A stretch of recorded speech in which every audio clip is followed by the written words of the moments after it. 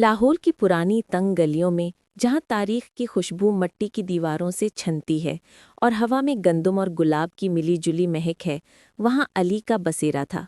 علی 21 سالہ ایک سنجیدہ اور خاموش طبع نوجوان تھا جو فن تعمیر کا طالب علم تھا۔ اس کا عشق صرف عائشہ سے نہیں تھا بلکہ اس شہر کی خستہ حال عمارتوں، میناروں اور بوسیدہ در و دیوار سے بھی تھا۔ وہ اکثر وقت شاہی قلعے کے پہلو میں یا وزیر خان مسجد کی خاموش فضا میں گزارتا اور سوچتا کہ کیسے وقت ان بے جان پتھروں میں بھی ایک کہانی چھوڑ گیا ہے۔ عائشہ اس کے برعکس اسی شہر کی چہکتی زندہ روح تھی۔ وہ لاہور کالج فار ویمن کے ادبیات کی طالبہ تھی۔ اس کی ہنسی میں گلیوں کی شورش اور اس کی آنکھوں میں پرانے شاعروں کا خواب بستا تھا۔ اسے قدیم کتابیں اور ایسی نظمیں پسند تھیں جو وقت کے اس پار کی بات کرتی ہوں۔ دونوں کی ملاقات ایک ایسے ہی ویران کتب خانے میں ہوئی جو اندرون شہر کی ایک گمنام حویلی کے تہہ خانے میں چھپا ہوا تھا۔ علی وہاں عمارت کا نقشہ کھینچنے گیا تھا اور عائشہ ایک نایاب دیوان کی تلاش میں تھی۔ علی نے پہلی بار عائشہ کو دیکھا تو وہ زمین پر بیٹھی گرد آلود کتاب کے ورق الٹ رہی تھی۔ پرانی لکڑی کے شیلفوں پر پڑنے والی زرد روشنی اس کے چہرے پر پڑ رہی تھی اور یوں لگ رہا تھا جیسے وہ کسی گزرے ہوئے زمانے کی شہزادی ہو جو اچانک جدید دور میں آ گئی ہو۔ جب عائشہ نے اٹھ کر گرد جھاڑی اور مسکراتے ہوئے اس سے کسی خاص کتاب کا راستہ پوچھا تو علی کے ہونٹوں سے الفاظ کی بجائے صرف ایک بے معنی سی آواز نکلی۔ اس ملاقات کے بعد لاہور دونوں کے لیے ایک نیا معنی اختیار کر گیا۔ علی کی دنیا جو پہلے صرف لکیروں، زاویوں اور تعمیراتی خاکوں تک محدود تھی، اب عائشہ کی ادبی باتوں سے رنگین ہو گئی۔ عائشہ جو صرف تخیلات میں جیتی تھی، علی کے ساتھ چل کر شہر کی حقیقی تاریخ، اس کی مضبوط بنیادوں اور اس کی اندرونی حسن کو پہچاننے لگی۔ وہ اکثر رات کے پچھلے پہر شہر کی دیواروں کے ساتھ ساتھ چہل قدمی کرتے۔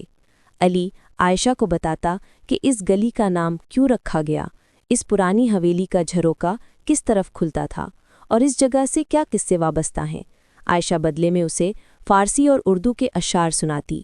ایک رات رنگ محل کے قریب ایک بوسیدہ سیڑھیاں چڑھتے ہوئے عائشہ نے رک کر کہا، علی تم اس شہر کے معمار ہو اور میں اس کی کہانی نویس، مگر یہ بتاؤ ہمارے عشق کا نقشہ کیا ہے؟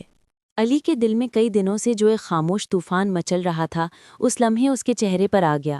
اس نے عائشہ کا ہاتھ تھام لیا جو تاریک کے گن پتھروں کی طرح تپ رہا تھا۔ ہمارے عشق کا نقشہ؟ علی نے کہا، اس کی آواز میں وہ گہرائی تھی جو اندرون شہر کی کسی پرانے کنویں میں ہوتی ہے۔ یہ پرانی عمارتوں کی طرح ہوگا جہاں باہر سے تو وقت کے نشاں ہوں گے مگر اندر ایک ایسی مضبوط بنیاد ہوگی جو کبھی نہیں ہلے گی۔ یہ ہماری ہنسی، ہمارے اقرار اور ہمارے خوابوں کی بنیاد پر کھڑا ہوگا۔ اس اقرار کے بعد ان کے رشتے میں ایک نئی پختگی آ گئی، لیکن یہ رشتہ محض اشعار اور خوابوں تک محدود نہ رہ سکا۔ جب دونوں کے گھروں میں خبر پہنچی تو سماجی دیواریں ایک دم اونچی ہو گئیں۔ علی کا خاندان قدر قدامت پسند تھا جو چاہتا تھا کہ علی پہلے اپنے کریئر میں ایک مضبوط مقام حاصل کرے، جبکہ عائشہ کے گھر والے جو زیادہ تعلیم یافتہ اور جدید خیال کے تھے، علی کی موجودہ بے روزگاری اور خاندانی روایات پر تشویش کا اظہار کر رہے تھے۔ خاندان کی طرف سے انکار نے انہیں پہلی بار ایک حقیقت سے آشنا کیا۔ ایک دن عائشہ کے والد نے اسے سختی سے کہہ دیا کہ وہ اپنا رشتہ کسی اور جگہ طے کر چکے ہیں، ایک متمول اور مستحکم خاندان میں۔ یہ خبر عائشہ پر بجلی بن کر گری۔ اس نے علی سے ملنے کی ایک خفیہ جگہ طے کی، داتا دربار کے قریب ایک متروک تکیہ، جہاں سے پورا لاہور ایک نظر میں دکھائی دیتا تھا۔ علی جب مقررہ وقت پر وہاں پہنچا تو عائشہ پہلے سے موجود تھی۔ اس کی آنکھوں میں بارش کے بعد کا گہرا نیلا آسمان تھا، خاموش مگر بھرپور طوفان لیے ہوئے۔ وہ میرا رشتہ کر رہے ہیں علی، عائشہ نے کہا۔ اس کی آواز ٹوٹ رہی تھی مگر اس میں عزم تھا۔ میں نے انکار کر دیا ہے۔ وہ کہتے ہیں کہ تم میرے لیے مناسب نہیں ہو، کہ تم صرف خواب دیکھتے ہو اور عملی زندگی کی ذمہ داری نہیں اٹھا سکتے۔ علی نے کچھ دیر تک خاموشی سے لاہور کے وسعت کو دیکھا، پھر وہ عائشہ کی طرف پلٹا۔ اس کی آنکھوں میں فن تعمیر کی وہ چمک تھی جو ایک مضبوط عمارت کی بنیاد رکھنے سے پہلے ہوتی ہے۔ عائشہ، تم نے سچ کہا، میرا عشق صرف تمہارے لیے نہیں، اس شہر کے لیے بھی ہے۔ لیکن میں صرف خواب نہیں دیکھتا، میں منصوبے بناتا ہوں، علی نے کہا اور اپنی جیب سے ایک طے شدہ کاغذ نکالا۔ وہ کاغذ پرانے لاہور کی گلیوں میں ایک چھوٹی سی زمین کا نقشہ تھا جو اس نے اپنی جمع پونجی سے خریدی تھی اور جس کا ذکر اس نے کبھی عائشہ سے نہیں کیا تھا۔ یہ ہمارا نقشہ ہے، اس نے عائشہ کو وہ نقشہ تھماتے ہوئے کہا۔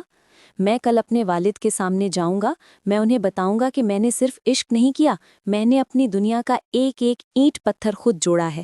میں یہ نہیں پوچھوں گا کہ کیا وہ میرا ساتھ دیں گے، بلکہ میں انہیں بتاؤں گا کہ میں تمہارے ساتھ ہوں، میں عملی طور پر اسی وقت تم سے شادی کروں گا، خواہ ہمیں ایک چھوٹے سے کمرے میں رہنا پڑے یا چھوٹی سی زمین پر۔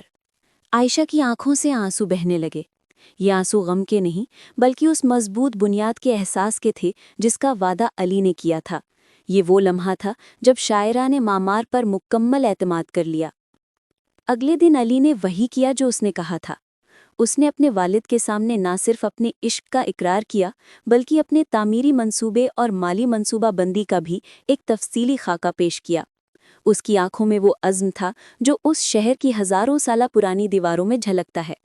علی کے والد نے، جو خود ایک کامیاب تاجر تھے، اپنے بیٹے کی اس عملی اور جذباتی مضبوطی کو دیکھا تو ان کا دل پسیج گیا۔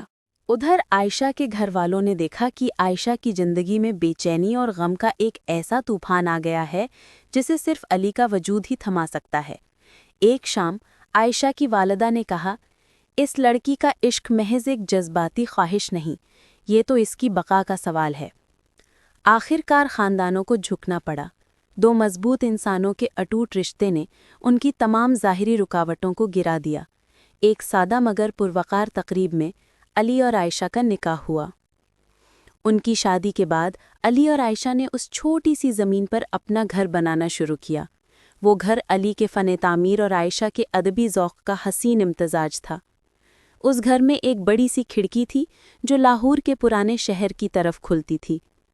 رات کو جب بجلی جاتی تو وہ دونوں بیٹھ کر چاند کی روشنی میں کتابیں پڑھتے یا خاموش سیڑھیوں پر چڑھ کر دور شہر کی مدھم روشنیوں کو دیکھتے اور ماضی کی اسی گمنام حویلی میں ہونے والی پہلی ملاقات کو یاد کرتے۔ علی اکثر کہتا، عائشہ، شہر لاہور کے کئی معمار آئے اور چلے گئے، مگر میں وہ ہوں جس نے تاریخ، فن اور عشق کو ایک ساتھ جوڑ کر اپنا گھر بنایا۔ اور عائشہ مسکرا کر کہتی، اور میں وہ ہوں جس نے اپنے گھر کے ہر کونے میں تمہاری محبت کی نظم لکھ دی ہے۔ وہ نہ صرف ایک دوسرے کے عاشق کے بلکہ وہ لاہور شہر کے دو ایسے مسافر تھے جنہوں نے اس کی ہر گلی کو اپنی کہانی کا حصہ بنایا۔ ان کا عشق اس شہر کی روح بن کر ہمیشہ زندہ رہا، مضبوط اور پر اسرار، بالکل کسی پرانی پروقار حویلی کی طرح۔